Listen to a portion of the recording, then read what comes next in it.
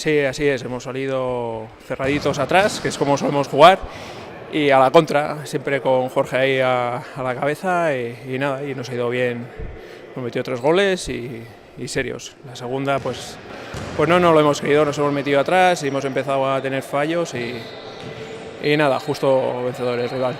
A ellos les ha salido una segunda parte redonda, aunque quizás demasiado castigo, ¿no? Diría yo. Sí, yo creo que a cómputo global sí, demasiado castigo, pero bueno, les hemos regalado mucho y a un equipo así, si se les regala, pues no perdona. Y era un partido importante, ¿no? En la tabla los dos equipos estáis arriba. Sí, nos entramos mal de altura, nos estábamos toda la temporada arriba, pero a la hora de verdad nos entramos mal de altura y ahí estamos. La verdad que nos ha costado, quien dice, media parte entrar en el partido. Sí que hemos dominado de balón, hemos tenido el balón nosotros, pero la verdad que ellos han llegado, las que han llegado han tirado y de rebote, de tiro de fuera, una falta y todo gol, todo será gol.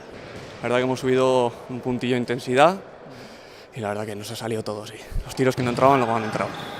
Jugando con un portero jugador, ahí ha estado la diferencia, ¿no? Sí, tenemos un par de chavales que vienen jugando a fútbol sala muchos años y se nota el portero jugador. No saben dónde poner, dónde pasar y se nota la diferencia. Sí, buen año, la verdad.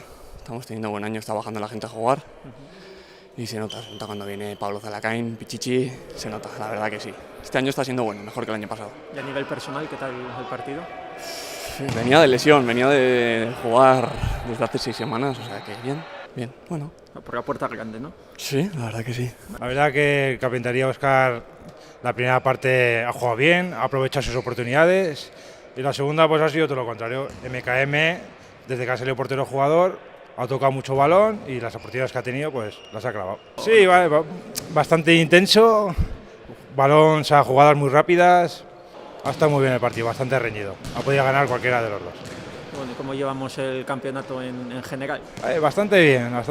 Últimamente me ponen partidos duros y estoy contento, la verdad que no me puedo quejar. Pues el partido de hoy llega decisivo en la zona alta, ¿no? Eso también le añade un plus. La verdad que sí, era un partido reñido, intenso y bueno, hay que dar la talla y estar ahí.